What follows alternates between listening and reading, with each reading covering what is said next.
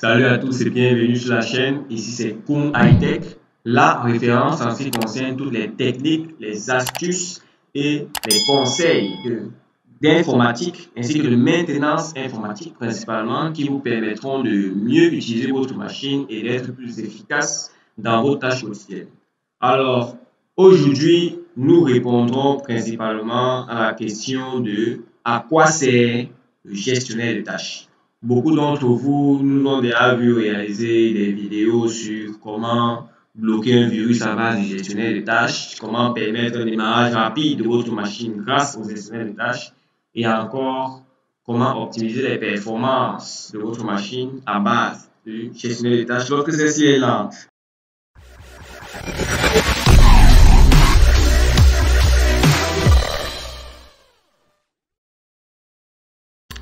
Pour commencer, le gestionnaire de tâches, c'est quoi? C'est une application qui vous permet de manager les différentes tâches que vous avez définies sur votre machine. J'entends par manager arrêter, lancer, stopper ou encore relancer une tâche qui s'exécute en arrière-plan ou alors en premier plan sur votre machine. Vous pouvez même les ordonnancer en fait.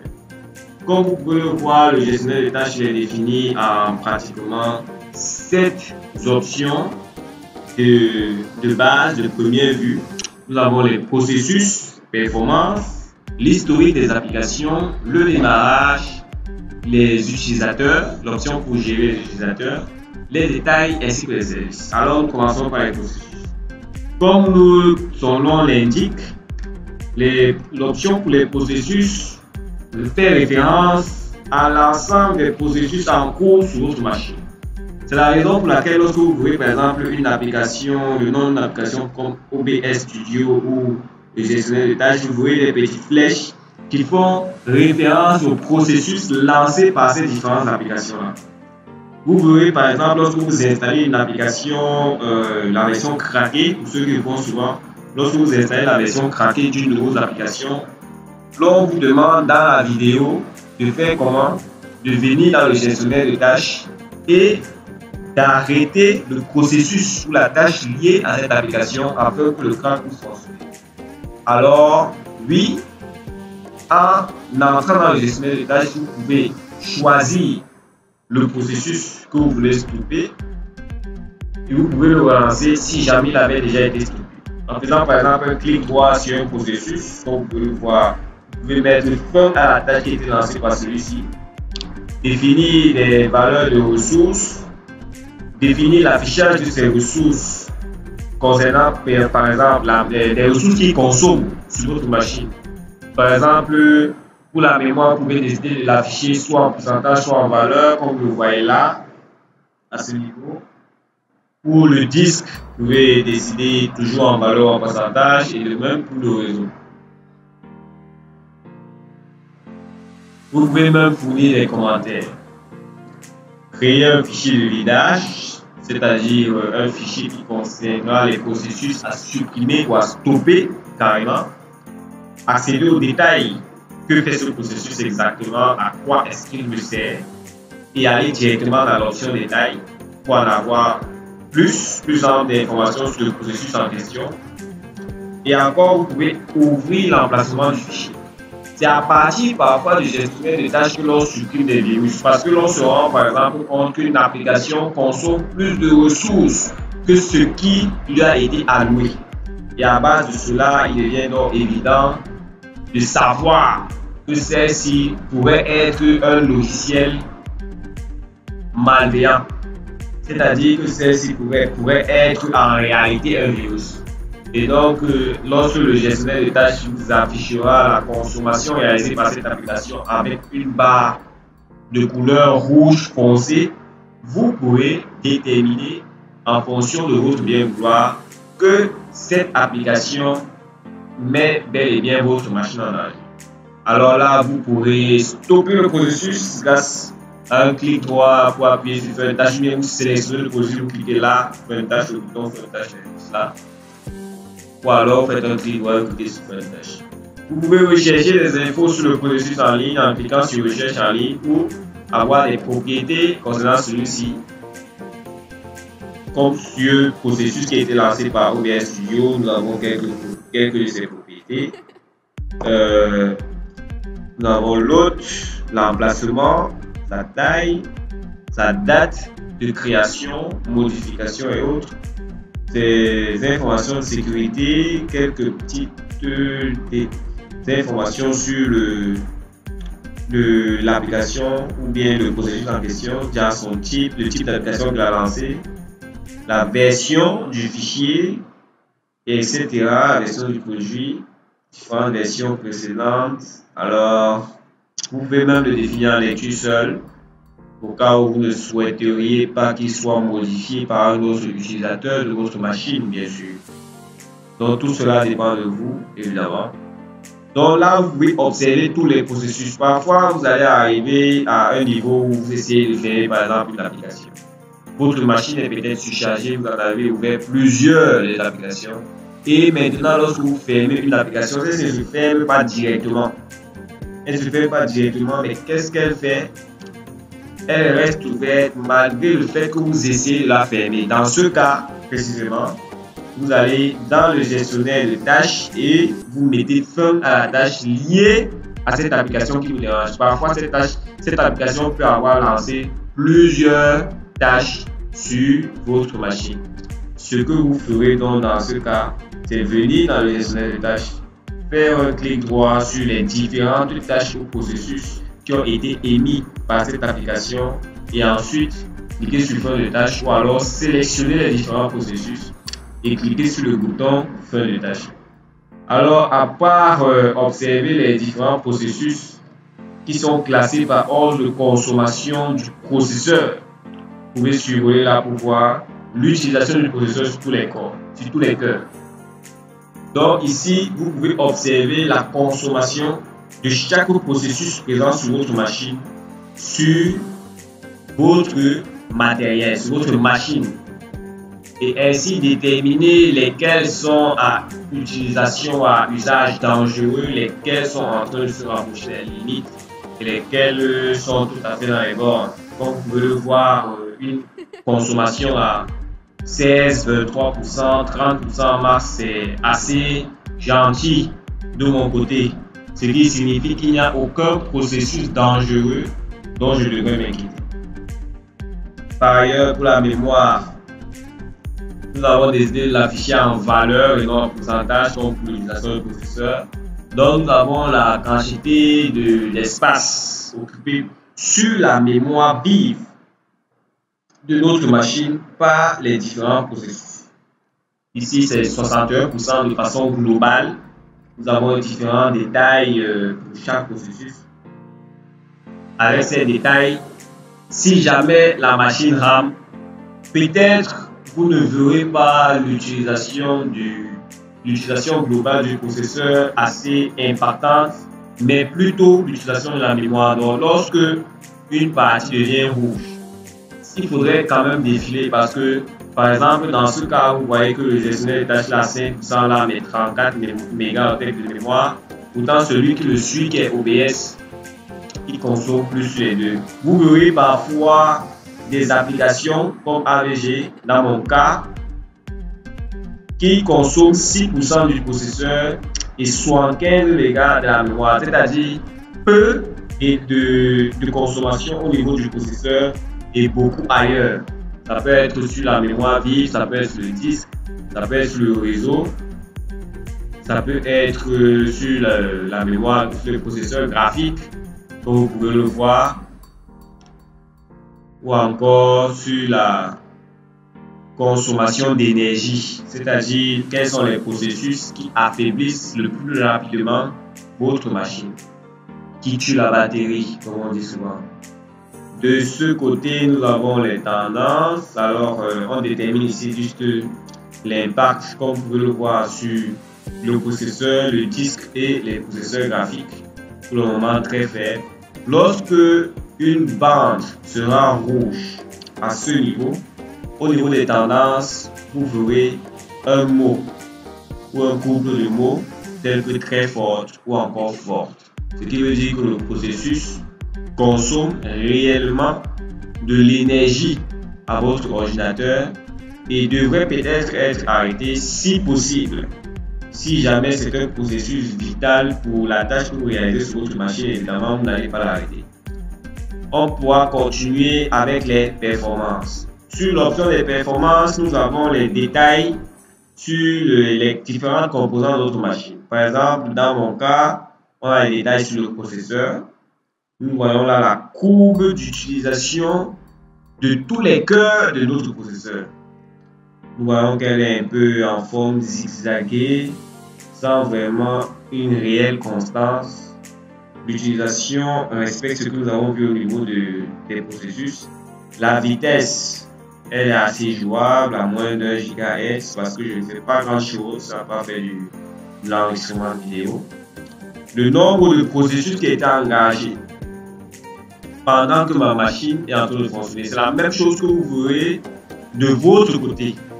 Un certain équivalent, vraisemblablement. Et donc, vous avez ce nombre de processus qui a été lancé ou bien qui est en cours sur votre machine. 245 pour ma part. Alors, les mini processus sont à 2600 et ceux qui sont déjà pris en charge encore plus. Là, nous avons la durée de fonctionnement du processeur.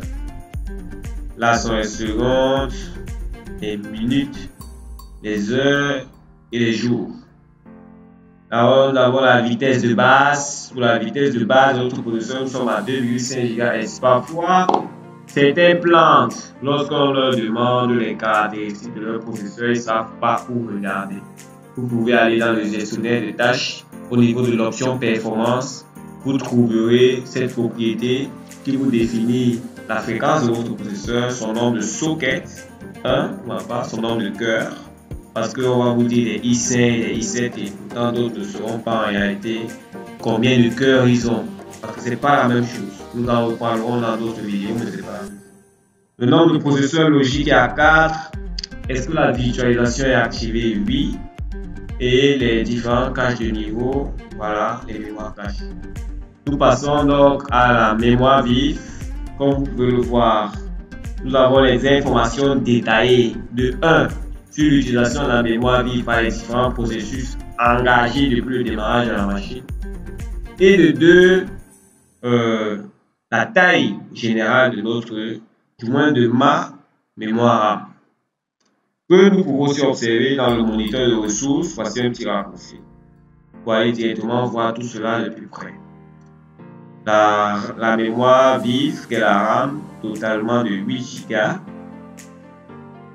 serait utilisée à 4,7 GHz, ce qui est assez volumineux quand même, mais bon, négligeable pour notre cas de figure. Nous avons là l'espace mis en cache, l'espace réservé pour la pagination et celui qui ne l'est pas. Nous voyons dans les caractéristiques du disque dur. Il n'est absolument pas utilisé. À ce niveau, vous verrez peut-être des déplacements si vous faites des copies ou des installations logicielles. C'est là que vous verrez des mouvements au niveau de l'utilisation du disque. Sinon, la majorité des tâches de votre machine se passe évidemment en mémoire vive, comme on apprend dans la base de l'école de l'ingénierie. Tout se passe en mémoire vive. Nous avons donc, si jamais vous avez plusieurs disques, vous verrez les propriétés de chaque disque s'afficher séparément, les unes à la suite des autres, ainsi que les différentes consommations encourues. Alors voilà pour mon SSD, étant donné ce disque principal, il est utilisé mais pas réellement. On voit bien que l'impact est assez faible, toujours proche de 0 partout, que ce soit le temps d'activité en pourcentage, le temps de réponse moyen, la vitesse de lecture ou la vitesse d'écriture. Concernant les propriétés Ethernet, c'est plus lié dans mon cas à une machine virtuelle, un hyperviseur que j'ai créé pour une machine virtuelle. Donc, vous pouvez ignorer cela. Nous passons aux propriétés de la carte graphique. Comme je vous l'ai dit, au niveau de l'option performance du gestionnaire de tâches, vous avez des informations détaillées, alors vraiment bien détaillées, sur toutes les ressources de votre machine. Voilà le processeur graphique, c'est-à-dire la carte graphique, encore communément connue comme carte graphique. Nous avons son utilisation, sa mémoire consommée et sa mémoire partagée. Elle est assez jouable. Nous passons à l'historique des applications. Ici, c'est là donc que nous avons la liste des applications qui sont réellement soit en marche ou qui l'ont été dernièrement. Alors là, on voit que c'est bien vite. Nous avons les différentes applications qui ont été lancées ici. Le temps passé par le processeur à exécuter les instructions suivantes. Et encore sur le réseau, les mises à jour, si jamais ces applications ont engagé des mises à jour. Vous verrez dans cette colonne la quantité de mégas ou de données qui aura été consommée pour les mises à jour de ces différentes applications. Nous passons à l'onglet démarrage. Là, on vous accueille premièrement avec le dernier temps de démarrage du BIOS. Dans mon cas, c'est 9,9 secondes, on pourrait dire 10. Et ensuite, vous avez les différentes applications qui se lancent lors du démarrage de votre machine. Cela signifie que lorsque vous lancez votre machine, ces différentes applications ont la possibilité de se lancer. Le statut définit la propriété selon laquelle ils vont se lancer ou pas. Activer signifie qu'ils se lanceront et désactiver non. Nous avons le nom, l'éditeur et l'impact. L'impact sur le processeur ou sur l'activité globale de votre machine du lancement de ces applications dès le démarrage.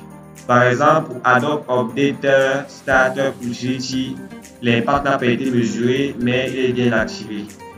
C'est la majorité des cas ici. De votre côté, vous pouvez voir des termes tels que impact élevé, moyen ou faible. Évidemment, l'impact élevé d'une application lors du démarrage d'une machine signifie que cette application rend le démarrage de la machine lente.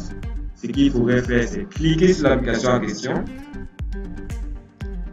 Lorsque vous allez cliquer, le bouton désactiver va apparaître afin que vous puissiez désactiver l'application en question, comme vous pouvez le voir. Pour Microsoft OneDrive, nous pouvons cliquer là pour désactiver le lancement de l'application dès le démarrage de notre machine. Et pour celles qui sont déjà désactivées, nous pouvons les désactiver. Alors, nous passons à la liste des utilisateurs. Ici, on va toujours vous présenter la consommation des processus de votre machine, mais pas utilisateur. Dans ce cas, vous aurez des détails sur la consommation des processus présents sur votre machine en fonction des différentes sessions qui ont été créées sur celle-ci. Alors, dans mon cas, la session pour Hightech consomme déjà globalement pratiquement 15% du processeur, 471 mégaoctets de la RAM, 0,1 mégaoctet par seconde sur le disque, 0 mégabits sur le réseau et 0% sur la carte graphique. Alors que mon compte principal, il est un peu orange au niveau de la mémoire vive, la 600 mégas de consommation. Sur le reste, il est proche de 0. Nous passons aux détails. Sur les détails, vous aurez des infos telles que le nom des processus engagés, leurs différents ID, leur statut, est-ce qu'ils sont toujours en cours d'exécution ou pas, le nom de l'utilisateur qui les a lancé, parfois ce sera le système, donc vous n'aurez pas de nom d'utilisateur réellement. Voilà, soit vous ne verrez pas, soit vous verrez juste le terme système, ou alors soit vous verrez le nom de l'autre utilisateur à part celui qui est présent, avec lequel vous êtes connecté. Normalement, si vous êtes connecté en tant qu'admin, vous devriez voir les processus lancés par tous les utilisateurs de votre machine. Alors là, nous avons le total d'utilisation du processeur pour les cœurs, la mémoire. Alors, une propriété qui définit si la visualisation du contrôle de compte d'utilisateur est activée ou pas. Et nous passons aux services. Les services, ce sont des mini-programmes qui sont lancés par les applications diverses. Par exemple, si nous prenons le cas de AVG, voilà le service qui l'a lancé, que ce soit AVG, antivirus, firewall, tous ceux-ci sont des services lancés par le grand logiciel AVG Antivirus, sur lequel je ferai également une vidéo. dans les prochains jours. Pour ceux qui ont MySQL et qui cherchent souvent comment stopper le serveur, étant donné que lorsque l'on l'installe, il se lance directement automatiquement, vous pouvez venir dans le gestionnaire de tâches, option, service, vous recherchez MySQL et vous le verrez comme dans mon cas pour MySQL 8.0, son PIJ et son statut. Vous faites un clic droit, vous cliquez sur arrêter pour arrêter le processus qui vous dérange, redémarrer si cela est nécessaire, l'ouvrir pour avoir plus de détails, pour accéder aux détails aussi, ou encore avoir plus d'infos en ligne. Donc voilà de façon sommaire ce que nous avons là. Déjà, tous ces services peuvent être consultés sur l'interface de gestion des services de Windows, en effet. Il s'appelle service, bien commun, on peut cliquer dessus. On peut cliquer dessus, il va prendre un petit moment et il va s'ouvrir dans la fenêtre qui est là. Là, vous voyez que la liste des services est un petit peu plus longue, mais il y a une petite description dans l'interface d'à côté. Donc là, on sait même si le service a été démarré, on voit le type de démarrage, s'il a été démarré manuellement ou automatiquement, c'est-à-dire soit par vous, soit par votre machine. Une petite description pour savoir ce à quoi il sert et ce qu'il fait, et puis un statut. Au niveau des fichiers, vous pouvez définir une tâche à l'aide d'un fichier ou encore exécuter, comme vous pouvez le voir, une nouvelle tâche ou une tâche à l'aide d'un fichier. La majorité du temps, les tâches sont codées sur Windows. Si jamais vous êtes sur Windows comme moi, Windows 10, les tâches sont codées ici en Visual Basic. Nous sommes sur Microsoft. Sur Linux, c'est CentOS, c'est le bash en fait en général. Dans les options, vous pouvez définir, alors masquer l'icône réduite, l'onglet par défaut, et dans l'affichage, vous définissez comment vous souhaitez que votre fenêtre de gestionnaire des tâches puisse s'afficher lorsque vous en avez besoin. Autre chose que j'ai oublié peut-être de mentionner, c'est que dans l'option processus du gestionnaire de tâches, vous avez la liste des processus en fonction du type, que ce soit lancé par les applications, en arrière-plan ou